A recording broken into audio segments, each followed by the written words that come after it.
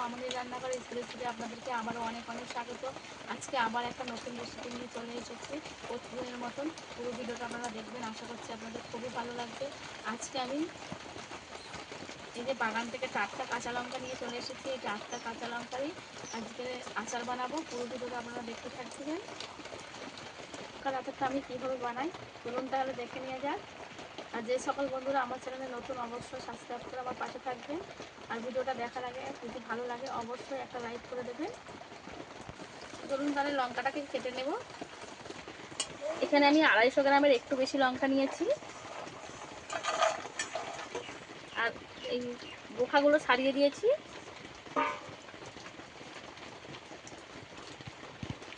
লঙ্কাগুলোকে ভালো করে জলে ধুয়ে নেব। লঙ্কাগুলোকে আমি ভালো করে জল ঝাড়ি ঝাড়ি তুলে নেব ধুয়ে। আপনারা চাইলে এই লঙ্কাটাকে রোদেও অনেকটা শুকিয়ে নিতে পারেন, যাতে করে জলটা একদম ঝরে যায়। এখন তো বৃষ্টি হচ্ছে, তাই আমি রোদে শুকাতে পারবো না। আমি কাঁচা আর পাকা লঙ্কা মিশিয়ে নিয়েছি।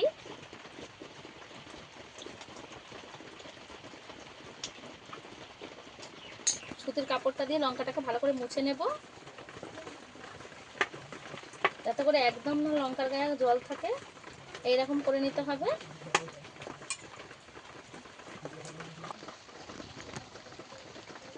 প্রত্যেকটা লঙ্কা আমি একটা একটা করে মুছে নেব, যাতে করে একদম জল না থাকে লঙ্কার গায়ে।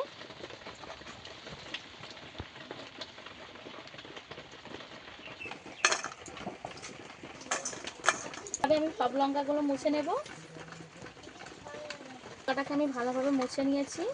আর লঙ্কাতে একটু জল থাকলে হবে না, যাতে করে আমি এই লঙ্কাটা সারা বছর রাখার জন্য একটু জল রাখবো না এর মধ্যে। এবার এই লঙ্কার আচারটা বানানোর জন্য এই লঙ্কাগুলোকে একটু করে কেটে দিতে হবে। এবার আপনারা বটিতেও কাটতে পারেন, ছুরিতেও কাটতে পারেন, কিংবা কাঁচির সাহায্যেও কাটতে পারেন। এখানে বটি দিয়ে লঙ্কাগুলো কেটে নেব। এই যে একটু করেই কেটে দেব। আপনারা চাইলে কাঁচি দিয়ে কাটতে পারেন, তাতে করে হাতে আর ঝালটা লাগবে না।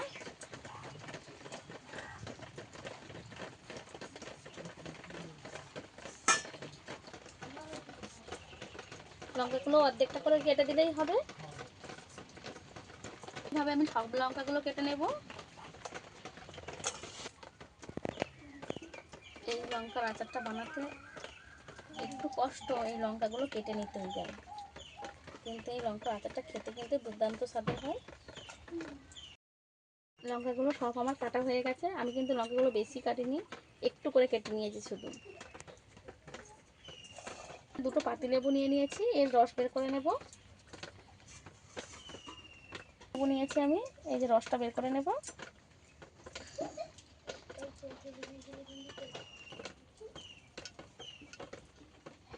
রসটা আমি বার করে নিয়েছি, অনেকটা পরিমাণেই রস হয়েছে। এই দানাটা বেছে পরে ফেলে দিয়ে রসটাকে ছেঁকে দিয়ে দেব। আচারের জন্য আমি কি কি মশলা নিয়ে নিয়েছি একবার দেখিয়ে দেব। এখানে আমি 5 ফোড়ন নিয়েছি 2 থেকে 3 চামচ পরিমাণে, কালো সর্ষে, সাদা সর্ষে, জিরে, গোটা ধনে আর চন্দনী, যাকে আধনি বলা হয়। সব তেল নিয়েছি 200 গ্রামের মতো। কিছু আমি উপকরণ জোগাড় করে নিয়েছি। এবার উনুনটাকে ধরিয়ে নেব।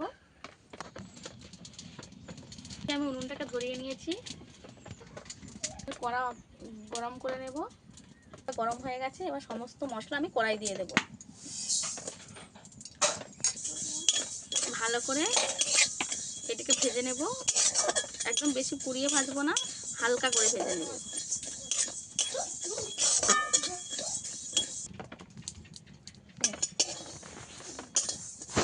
মশলা কড়াই দিয়ে কিন্তু অনবরত নেড়ে নেব, নাড়তে হবে, না নাড়লে কিন্তু একভাবে পুড়ে যাবে। মশলা থেকে সুন্দর একটা গন্ধ বেরিয়ে আসবে, আর চটপট করে মশলাগুলো একটু ফাটতে শুরু করবে, তখনই নামিয়ে নিতে হবে। এই যে আমার মশলাগুলো চটপট করে ফাটতে শুরু করে দিয়েছে একটা একটা।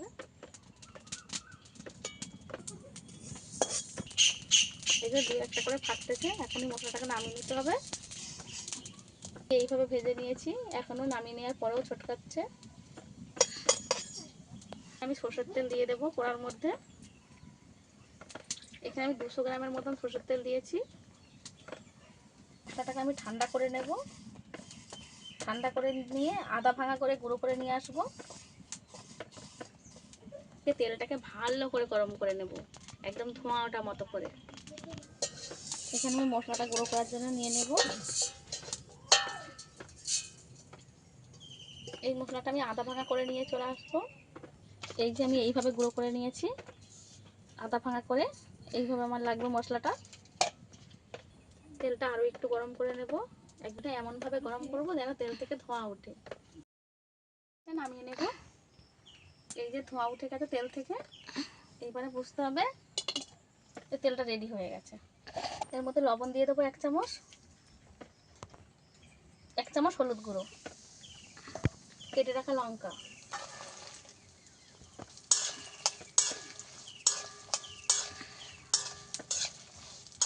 এই ধোঁয়া ওটা তেলের মধ্যে লঙ্কাটা দিয়ে রেখে দেবো কিছুক্ষণ।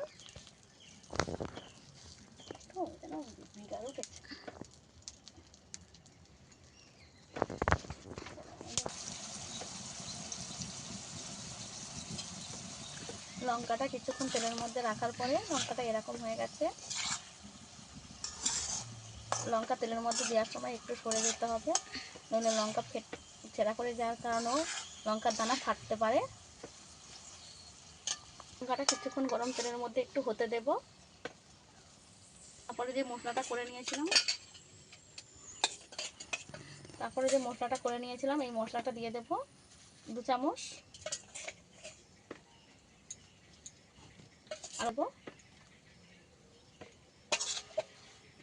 সব কিছু একসঙ্গে মিশিয়ে দেব।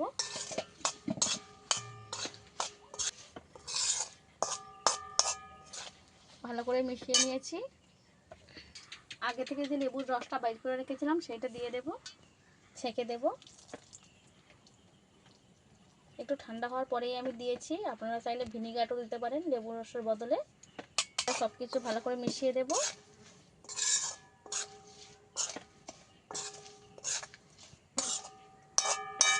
ভালো করে মিশিয়ে আমি রেখে দেব। ঠান্ডা হওয়ার পরে বয়ামে ভরে দেব।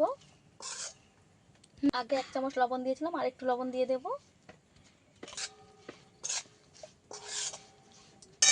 লঙ্কার আচারটা কিছুটা ঠান্ডা হয়ে গেছে। এবারে এরকম একটা বয়াম নিয়ে নিয়েছি, এই বয়ামে ভরে দেব হালকা গরম থাকা অবস্থাতেই। আপনারা চাইলে ঠান্ডা করেও নিতে পারেন।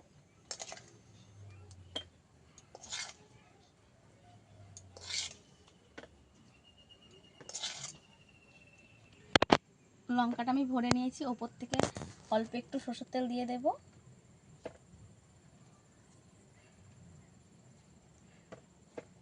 তেলটা আমি এখন দিয়ে দিলাম, আপনারা চাইলে পরেও দিতে পারেন। তো এই আচারটাকে আমি 1 সপ্তাহ ধরে রোদে দেব, তাই ওপর থেকে একটু সরষের তেল দিয়ে দিয়েছি, এতে কোনো সমস্যা হবে না। আচারটা কিন্তু দেখতে খুব সুন্দর লাগছে, এই আচারটা খেতেও কিন্তু দুর্দান্ত স্বাদের হয়। আপনারা গরম ভাতে খেতে পারেন, মুড়িতে খেতে পারেন, আবার রুটি বা পরোটাতেও খেতে পারেন, খেতে স্বাদের হবে। এই রেসিপিটা কেমন লেগেছে অবশ্যই আমাকে কমেন্টে জানাবেন। এই লঙ্কার আচারের রেসিপিটা যদি আপনাদের ভালো লাগে একটা লাইক করে দেবেন, আর আমার সঙ্গে থাকার জন্য অনুরোধ রইল। আর আজকে ভিডিও এই পর্যন্তই, দেখা হচ্ছে নতুন কোনো ভিডিও নিয়ে। ততক্ষণে ভালো থাকবেন, সুস্থ থাকবেন।